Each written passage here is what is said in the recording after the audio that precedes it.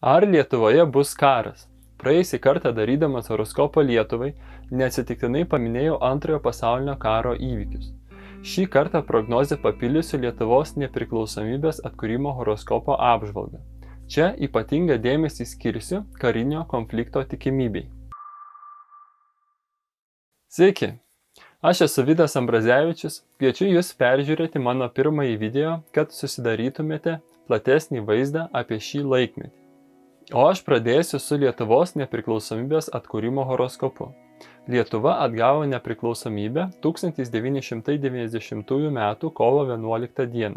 Žinome tikslų šio įvykio laiką, kuris yra 22:44 min. Šis horoskopas yra tikrai įdomus.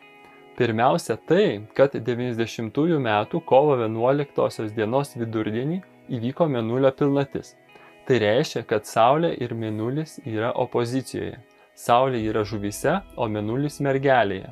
Tai pasireiškia tuo, kad tai, ko norima ir tai, ko reikia, yra skirtingi dalykai. Tekantis ženklas yra Skorpionė. Tai nurodo, kad Lietuva tapo mažiau patikli, nepasiduodanti manipuliacijai ir sustiprinusi savo identitetą. Tai labai skiriasi nuo 1918 m. horoskopo, kai tekantis ženklas buvo Vėžyje. Tuo metu Lietuva atrodė labiau patikli ir jautri kitų įtakai. Kitas įdomus aspektas yra tai, kad Marsas įėjo į Vandenio ženklą tik kelios valandos iki nepriklausomybės paskelbimo.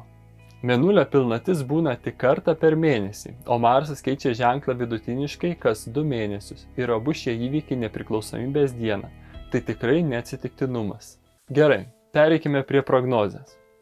Kaip jau esu kalbėjęs, kad nuo 2023 metų pradžios prasidės sunkumų Lietuvai kitas etapas.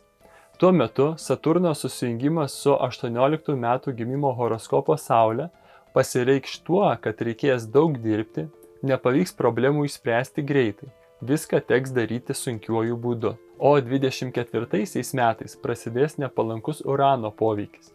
Tuo metu bus nelauktų ir nenorimų pasikeitimų. Arba teks keistis, arba būsime priversti tai daryti. Šiuo laiku bus didelių pasikeitimų. O ką apie ateinančius 3 metus rodo 90 metų horoskopas? Nesmagu pranešti, bet nepriklausomybės atkūrimo horoskopas nežada pozityvo.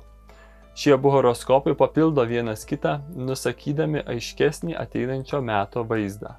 Kaip tik nuo kitų metų prasidės nepalankus kitų 2 lėtai judančių planetų poveikis atkūrimo horoskopo Marsui ir Mėnuliui. Pirmiausia, Marsas.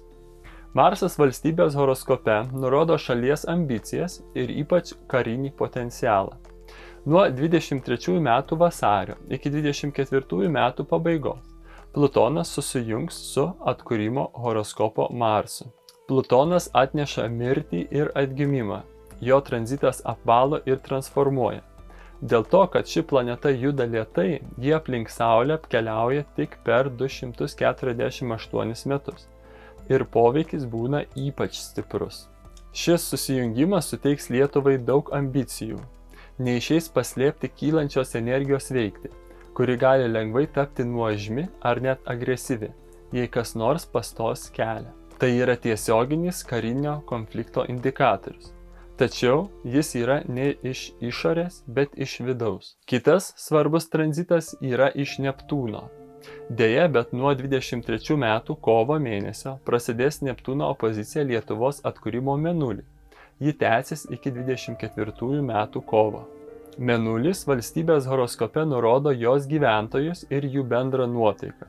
O Neptūnas šiuo atveju padidins visuomenės jautrumą iki tokio lygio, jog bus sunku suprasti, kas vyksta. Gali įsivyrauti baimė, sutrikimas ir nežinojimas, kaip pasielgti. Bus sudėtinga racionaliai suprasti, kas iš tikrųjų vyksta. Ir šie 2 Plutono ir Neptūno aspektai ryšim su 18 metų horoskopo aspektais turi potencialo įtraukti Lietuvą į karinį konfliktą. Bet yra gerų naujienų.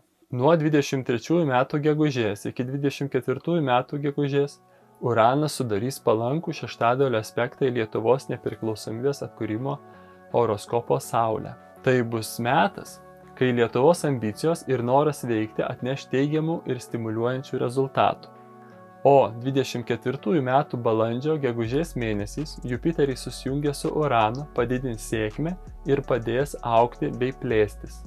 Tačiau nepamirškime persiorientuoti, nes nuo 24 metų birželio mėnesio pasibaigus pozityviems aspektams prasidės kitokia istorija. Apibendrinant galiu pasakyti, kad karinio konflikto tikimybė yra didelė, tačiau bent šio konflikto pradžia bus ne dėl krašto užpuolimo, o dėl to, kad Lietuva pati norės jame dalyvauti. Dėl to mes turime galimybę rinktis. Esminis dalykas yra nepasiduoti bendrai nuotaikai ir į jį nesivelti.